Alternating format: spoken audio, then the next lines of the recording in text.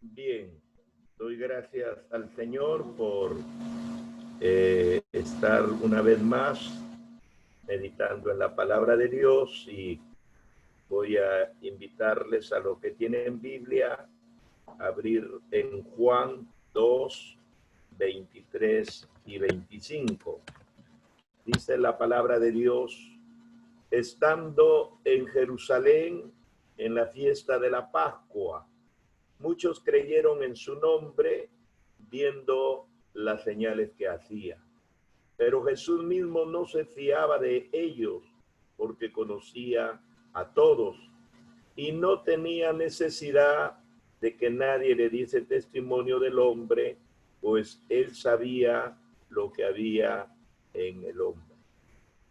Bien, es un pasaje de la palabra del Señor que tiene que ver con el ministerio de Jesús en Jerusalén, porque Cristo desarrolló su ministerio en Judea durante un año, desde que se bautizó en el Jordán hasta que fue carcelado Juan el Bautista por Herodes. Así dice la palabra del Señor, que cuando Herodes tomó preso a Juan el Bautista, entonces Jesús dejó Judea y se fue para Galilea. El pensamiento para esta tarde: la omnisciencia de Jesús, la omnisciencia de Jesús. Era una fiesta muy importante para todo judío. La Pascua, del hebreo Pesash, que significa pasar de, y todos sabemos de dónde comenzó esta fiesta, desde qué tiempo comenzó esta fiesta a celebrarse. Era la Pascua una de las tres grandes fiestas anuales que el pueblo de Dios celebraba, junto con Pentecostés, que era una segunda fiesta, y los tabernáculos, una tercera fiesta. Y todo varón judío estaba obligado a venir a Jerusalén durante estos días de fiesta para adorar en el templo. Todo judío que vivía por lo menos alrededor de 30 kilómetros venía en esta fiesta. La fiesta de la Pascua se refiere a toda la ceremonia relacionada en esta ocasión, o sea, la comida de la Pascua, más los 7 días siguientes de los panes sin levadura. Durante esta ceremonia se mataba el cordero pascual, tipificando a la misma fiesta que se inauguró en Egipto la última noche, cuando el pueblo de Dios estuvo todavía prisionero en ese imperio. Y en esa noche se mató el cordero pascual y con la sangre se pintó los postes y los dinteles de las puertas. Así que se mataba el cordero pascual y su sangre significaba la redención del pueblo de Israel. También se comía con hierbas amargas. Las hierbas amargas significaban los sufrimientos del pueblo de Israel durante los 430 años que estuvo en Egipto, y iba acompañado de panes sin levadura, que significaban la pureza. Una de las cosas que Dios enseñó al pueblo de Dios es mantener la pureza, y a Dios no le agradó en aquel tiempo las mezclas, y yo creo que hasta este tiempo la forma de pensar de Dios no ha cambiado. Por eso en Corintios dice: no unáis en yugo desiguales con los incrédulos. En el Antiguo Testamento Dios prohibía que el pueblo de Israel se juntara a los pueblos paganos. Y no es que Dios haya hecho discriminación, una exclusión discriminativa.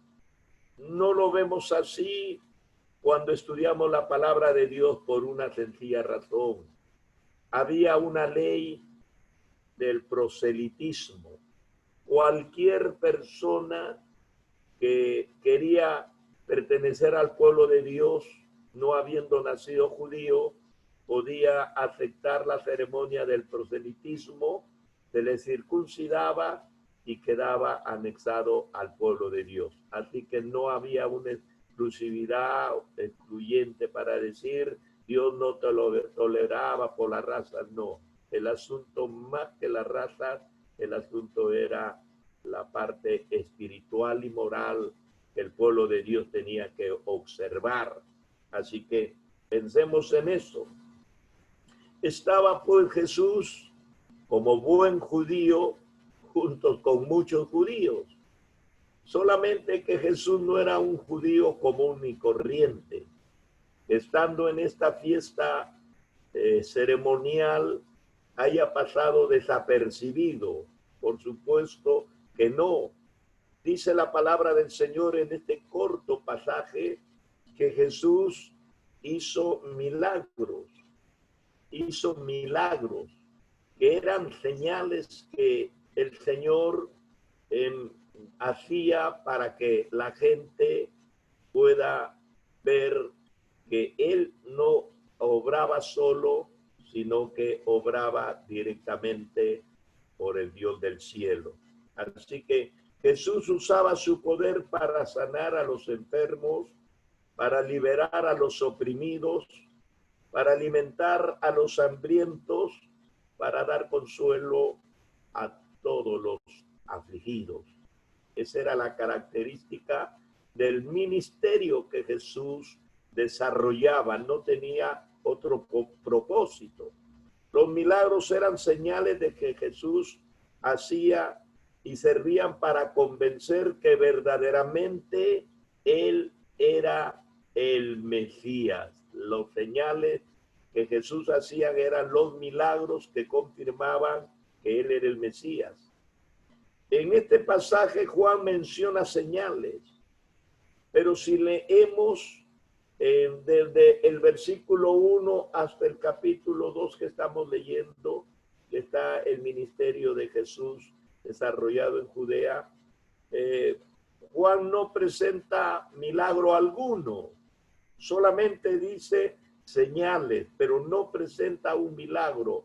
Por ejemplo, no narra la sanidad de un ciego, la limpieza de un leproso, como lo hace mayormente Mateo o como lo hace también Marcos en estos primeros capítulos. No, Juan no pretende registrar todas las señales que Jesús había hecho.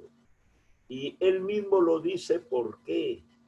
En Juan 20:30 dice, hizo además Jesús muchas otras señales en presencia de sus discípulos, las cuales no están escritas en este libro. O sea que todas las señales, todos los milagros, todos los portentos que Cristo hizo durante su ministerio terrenal no se han escrito uno a uno. Inclusive Juan dice en 21:25 del mismo libro de Juan, dice, y hay también otras muchas cosas que Jesús hizo, las cuales si se escribieran una por una, pienso, dice Juan, que ni aún en el mundo cabrían los libros que se habrían de escribir. Esas son las últimas palabras que Juan deja escrito en su evangelio.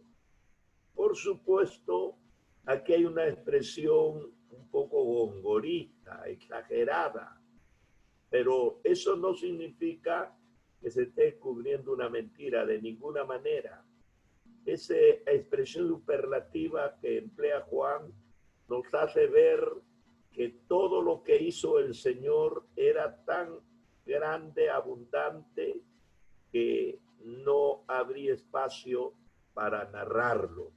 Esa es la gran idea que Juan nos quiere decir.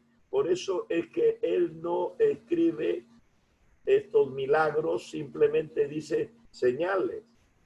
Lo más importante de los milagros para Juan eran que decían algo acerca de la naturaleza y el carácter de Dios. Entonces, los milagros no eran solamente una señal cualquiera, sino expresaban la característica del carácter de Dios. Los milagros siempre han sido y serán la señal de la misericordia divina.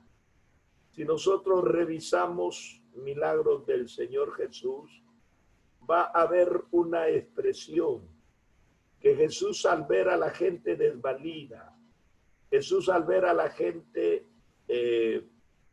impedida, como en el caso de los paralíticos, los ciegos, al ver los leprosos, el Señor tenía compasión de ellos, tenía misericordia de ellos.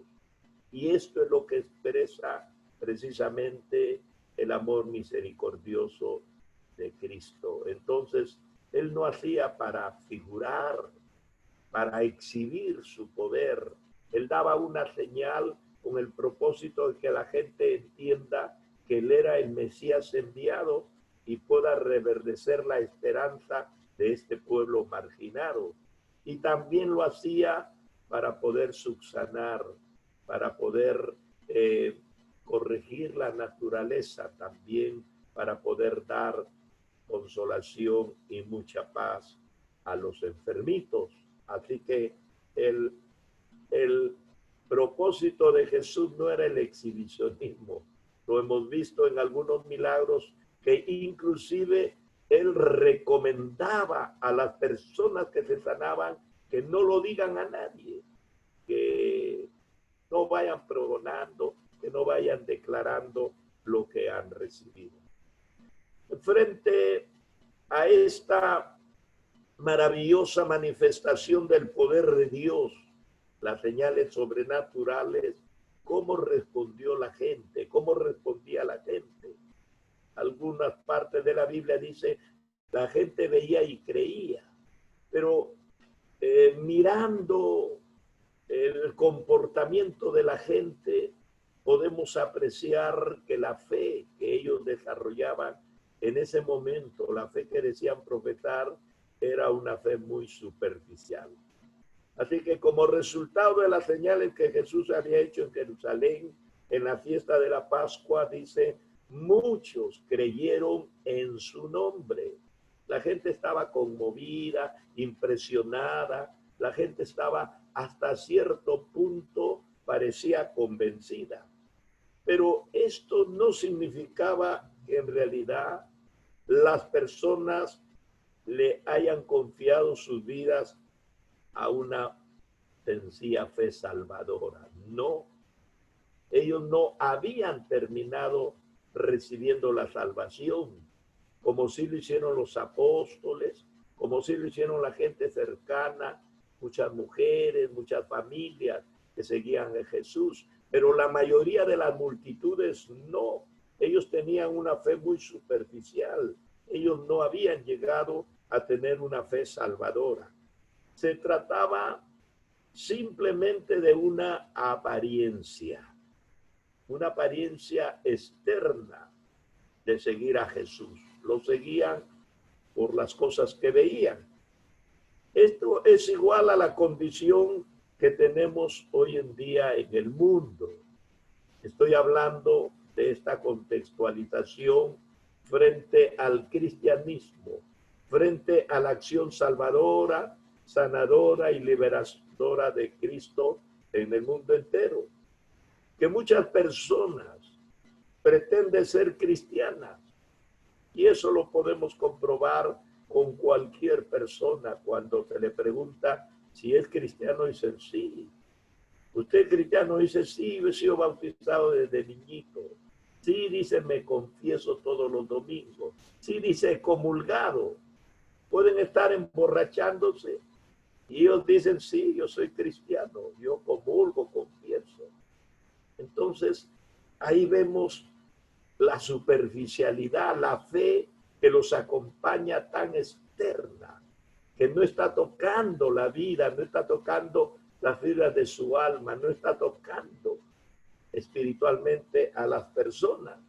Porque estas personas pretenden ser cristianas, pero en el fondo no han nacido de nuevo.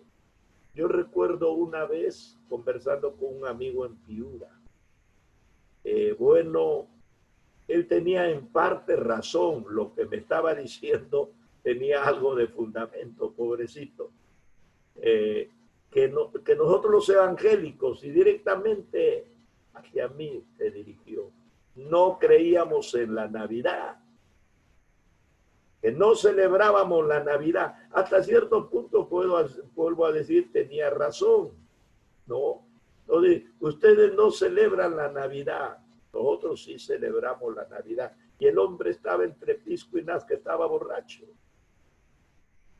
Ahí en la puerta de la iglesia estaba, que hacía sus cosas que todo borrachito hace. Nosotros no celebramos la Navidad hasta cierto punto. Pero yo le digo, ¿qué está celebrando? ¿Qué significa la Navidad? La Navidad significa que Cristo se ha hecho carne y ha venido, ha nacido un Salvador. Entonces yo me imagino que todos los que celebran la Navidad ya están salvos porque han recibido al Salvador. Pero tu apariencia, le digo, que está más perdido que Judas después de haberse ahorcado. Yo no sé qué está celebrando, si tu pecado, tu condenación eterna, pero yo no veo salvación en ti. Entonces el borracho medio que entendió y se fue avergonzado. En realidad es así. En este caso Jesús está haciendo muchas señales y la gente está creyendo en él, en apariencia. Pero Jesús sabe que esta es una fe muy superficial. Cristo lo sabe. Y yo me imagino cuando las iglesias se llenan, las procesiones y toda clase de festividades, donde la gente expende licor y hasta droga, y muchos se van hasta a robar en esta clase de festividades. Entonces, yo me imagino que Dios desde el cielo está mirando qué clase de fiesta le están haciendo, qué están celebrando, qué clase de fe están desarrollando, porque todo lo que se está haciendo en esas festividades, en nuestras congregaciones, en este mismo momento, está conectado directamente no solo con nuestra accionar, con nuestra dicción de expresar la palabra, sino con la voluntad de Dios. Todo se dirige hacia Él. Entonces, nosotros podemos tener una fe de apariencia y podemos convencerlo a las personas, así como estamos oyendo, pero no podemos convencerlo a Dios. ¿Por qué? Porque Él es omnisciente. Tres grandes características muestra Dios que son dones incomunicables. Son sus dones de Dios incomunicables. Él es omnipotente, nadie es omnipotente como Él. Él es omnisciente, nadie es omnisciente como Él. Él es omnipresente, o sea, es poderoso, todo lo sabe y está en todas partes. Esto no lo tiene ni el diablo, que es un ángel caído mayor, no, mucho menos una persona. Entonces, en el Antiguo Testamento se atribuye una omnisciencia, o sea, el que todo lo sabe, a Dios el Padre. Y en el Nuevo Testamento también se atribuye este don de la omnisciencia a Dios el Hijo. En Primera de Reyes 3, 8:93 o 39, disculpe, Primera de Reyes 8:39. Cuando Salomón está dedicando el templo, el primer templo construido para Dios, y él hace su oración, su declaración, exalta al Dios que le ha puesto como rey, que en su nombre de él lo han ungido y que en su nombre de él va a gobernar. Entonces, dentro de todo lo que Salomón pide, dice, y darás a cada uno conforme a sus caminos. Esa es la expresión de Salomón orando. Y darás a cada uno conforme a su camino, cuyo corazón tú conoces. Entonces hace una aclaración el escritor, dice, porque solo tú conoces el corazón de todos los hijos de los hombres. Así como el Dios en la antigüedad, el Padre, desarrolló ese don incomunicable de la omnisciencia, el Hijo también en el Nuevo Testamento conocía los caminos del hombre, conocía el corazón del hombre y todo lo que dentro de él había. Juan destaca firmemente este atributo sobrenatural de Jesús como una prueba de su divinidad, porque el problema para los judíos no era que Jesús no hacía señales. El problema para los judíos no era que Jesús no predicaba bien. La doctrina era excelente. El problema para los judíos no era que Jesús se haya rebelado contra un sistema. No, no, no. El problema no era eso. Entonces, ¿cuál era el problema? El verdadero problema para el judío era que Jesús decía ser el Hijo de Dios, viviente todavía. Y él decía, yo soy el camino, yo soy la verdad, yo soy la vida, yo soy el buen pastor. Jamás hombre alguno se ha atrevido a decir eso. Él decía, yo soy. No yo seré o me han enviado, no, no, no. Yo soy la vida. Yo soy la luz del mundo. Yo soy el buen pastor. Entonces, esa forma tan personal de declarar su relación y su expresión divina es lo que chocaba con el judío. Por eso es que no lo aceptaban, porque no entendían que un hombre de carne y hueso, cuya madre lo veían, sus hermanos lo veían, conocían dónde se había criado, todo el tiempo lo habían tenido en la carpintería, y de repente él mismo dice, yo soy el Dios encarnado. Entonces, eso es lo que los judíos no podían entender y no podían aceptar. Jesús tenía verdaderamente este don de la omnisciencia. En Juan 4, 17 y 18, Jesús está conversando con una mujer de Samaria. Este pasaje es muy conocido. Y Jesús le pide agua, la mujer se niega. Entonces Jesús le ofrece, ella se burla. Entonces Jesús le dice, si tú me pidieras, yo sí te daría. La mujer le dice, tú no tienes con qué sacarla. Y Jesús le dice, no te hablo del agua de este pozo. Yo tengo una agua que el día que lo bebas saltará como una fuente interna para vida eterna. Nunca más volverás a tener sed. La mujer se entusiasma y dice, dame esa agua. Jesús le dice, no, quiero que traigas a tu esposo. Jesús sabía la condición moral de la señora con la que le estaba conversando. A Jesús no tenía que nadie contarle, explicarle.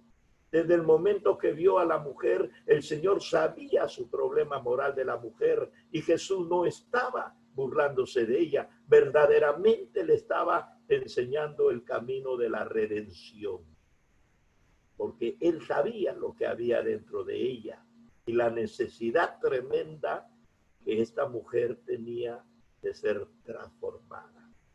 En el capítulo 13 y del 1 al 11, Jesús está instituyendo la cena.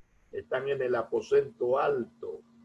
Jesús tenía a los 12 apóstoles y él le dio la Santa Cena a Judas después de lavarle los pies y lo mandó para que vaya a hacer lo que debía.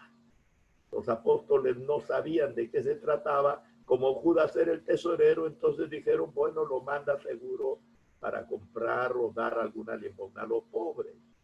Pero en realidad Jesús lo que le estaba mandando para que haga el negocio que se había propuesto de la traición. Jesús lo sabía. En ningún momento ignoró. Jesús sabía quién era Judas, como sabía quién era cada uno de los apóstoles. En 18:4, Jesús está en Getsemaní y él sabía todo lo que le iba a pasar. Él sabía todo lo que venía. Nada improvisado había en el conocimiento de él. Por eso es que él oró y dice la palabra del Señor en un fenómeno ahí que se da, que él sudó como gotas de sangre. Jesús sabía. El conocimiento de la omnisciencia en él estaba súper desarrollado, así como estuvo en el Padre desarrollado en el Antiguo Testamento y se manifestó al pueblo, ahora se está manifestando a través del Hijo. Jesús conocía tanto el corazón de los hombres como la naturaleza más íntima de él. Jesús lo sabía. Él conocía las motivaciones, los sentimientos, sabía cómo el hombre actuaba. Jesús sabía de la fe de ellos, si era genuina o solo era una imitación. Él lo sabe. Por eso es que hay mucha gente que vive no en bendición, sino en maldición. Y algunos se admiran o, bueno, dicen, esta persona va al culto, esta persona lee su Biblia. Sí, pues, puede ejercer una religión. Eso de ir al culto, leer la Biblia, eso es religión. Pero lo importante de la religión no es lo que el hombre haga, sino lo que el hombre reciba de parte de Dios. Así que en una ocasión, cuando Jesús primeramente estuvo en el monte de la transfiguración y cuando desciende al pueblo, encuentra a un hombre que airadamente reclamaba. ¿Qué reclamaba este hombre? Que había traído a su hijo epiléptico, enfermo, para que le oren y pueda conseguir alguna solución. Los apóstoles habían orado y no había sucedido nada. Entonces Jesús comienza a tratar el caso. El Padre, al verlo a Jesús, le dice, si puedes hacer algo, pues ayúdanos. Ya había comprobado que sus discípulos no pudieron. Entonces, con esa misma tonada, con esa misma exigencia, le dice al Padre, si puedes, no sé si podrás, si puedes, ayúdanos. Jesús le dice, no es que yo pueda, el asunto es que tú creas. ¿Qué cosa le dijo el Padre? Creo. Ese mismo cuento se había hecho a los apóstoles, pero no se lo pudo hacer a Jesús porque Jesús le sostuvo la mirada y el Padre se dio cuenta que Jesús no le estaba creyendo. El Padre sabía que era un incrédulo él. Por eso inmediatamente, después de decir creo, dijo ayuda mi incredulidad. Jesús sabe. No podemos a él convencerlo porque en su omnisciencia él nos conoce. Dice la palabra del Señor como reacción a este conocimiento profundo que Jesús tenía del hombre, entonces no se fiaba de ellos. Aunque muchos creyeron en él, sin embargo Jesús no creía en ellos. Ellos decían creer en Jesús, pero Jesús no creía en ellos. Yo no sé si Jesús en este momento pueda creer en mí. Sinceramente no sé. Soy humano con todas las limitaciones que tiene un ser humano. ¿Cuántas veces me he acercado al Señor en este largo y extenso ministerio que he desarrollado? ¿Y cuántas veces he quedado hasta avergonzado, puede decirse, así, tratando no de convencerlo, sino de convencerme a mí mismo. El asunto está ahí. Usted no puede convencer al Señor. Tenemos tanto material, tenemos tanta palabra, tenemos tanta religión, tenemos tanta expresión humana. Pero el asunto es que nosotros verdaderamente estemos convencidos.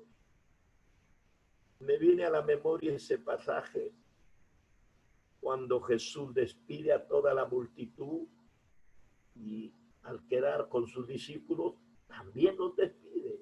Si quieren, le dice, pueden irse. Pedro, desesperado, levantó la voz diciendo, Señor, ¿a quién iremos? ¿A quién iremos? Si tú tienes palabras de vida eterna y nosotros sabemos que tú eres el Cristo, el Hijo del Dios viviente, ¿a quién vamos a ir? Estaba convencido él. No había a dónde ir. Cuando una persona ha llegado a ese convencimiento, no es que ha convencido a Dios, sino él mismo se ha convencido. No hay alternativa. Es una fe que puede producir los milagros espirituales de Dios. Así que Jesús no se fiaba de ellos. Era consciente de que acudían a él por diferentes formas externas, por necesidad, por curiosidad, por conveniencia, por imitación, que todos van, entonces todos vamos para allá. Él sabe. Ellos estaban buscando solo lo sensacional y espectacular. Eso es lo que estaban buscando. Ahí está el maestro sanando, vámonos. Ahí está Jesús liberando, vámonos. Es el líder del momento. Estar cerca de él es sentirnos importante a un grupo que expresa y muestra evidencias de lo que cree. Eso es lo que hacía que la gente lo siga. Jesús no se fiaba de ellos. Esa fue la respuesta y la reacción por la fe superficial. Cuando nosotros desarrollemos una fe superficial, seguro que Jesús no se va a fiar de nosotros, seguro. En este mensaje, estoy terminando, hemos visto que nadie conocía el corazón del hombre mejor que el Señor mismo. Eso fue ayer, será hoy y mañana. Y no tenía necesidad Jesús de que alguien le diese información acerca de esta gente. Cuando Jesús seleccionó a los 12, él no puso requisitos que llenaran un formulario, alguien le recomendara, como siempre suele ser una recomendación. No. El Señor los llamó y se pasó orando toda la noche. Sabía quién era cada uno de ellos. Jesús conocía mejor que cualquier persona. Así que no tenía necesidad de que alguien le pueda decir algo. Tenía un pleno conocimiento de lo que había en el hombre y por qué se comportaba de esta manera. Dios lo sabe. ¿Por qué nos comportamos de esta manera? Dios lo sabe. Esto está implicado en una naturaleza, en nuestra naturaleza. Jesús había venido para salvar a toda criatura de las garras del diablo, de la influencia nociva, perniciosa del mundo, del sistema, de los regímenes, de la filosofía, de las ideologías, así como lo estamos oyendo. Por eso que en el capítulo 17 de este libro, Jesús termina diciéndole a los discípulos, yo no soy del mundo, ustedes tampoco son del mundo. Pero ora al Padre para decirle, no te pido que los quites del mundo, no, solamente que los guardes del mal. Entonces Él ha venido sabiendo cómo somos para guardarnos del mal. Nos ha venido a rescatar de las garras malignas, nos ha venido a rescatar de la influencia maligna, pero sobre todo nos ha venido a librar de nuestra propia naturaleza.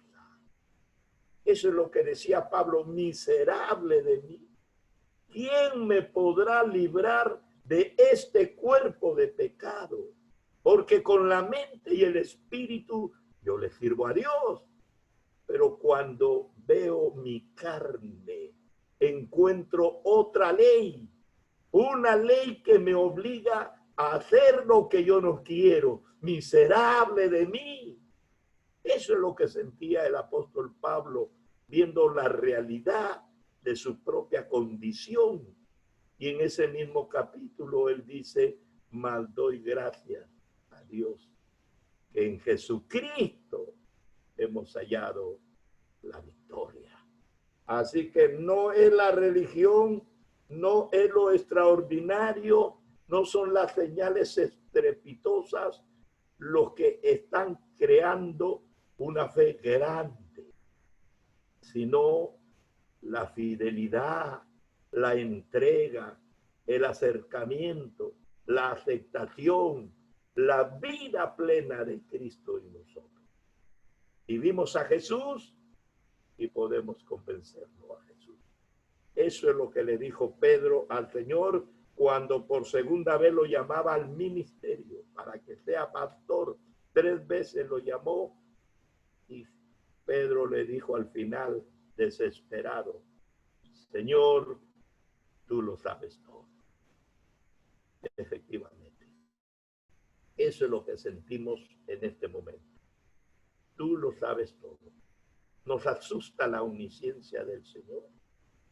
Nos desespera saber que lo sepa todo. Pero no tenemos por qué vivir asustados ni desesperados. Porque el acusador no es Cristo. El acusador es el diablo. Él es el salvador. Él es el liberador. Él es el que quitará nuestro pecado. Él ya nos perdonó en la cruz del Calvario y con su sangre nos ha hecho nuevas criaturas. Dios nos bendiga. Vamos a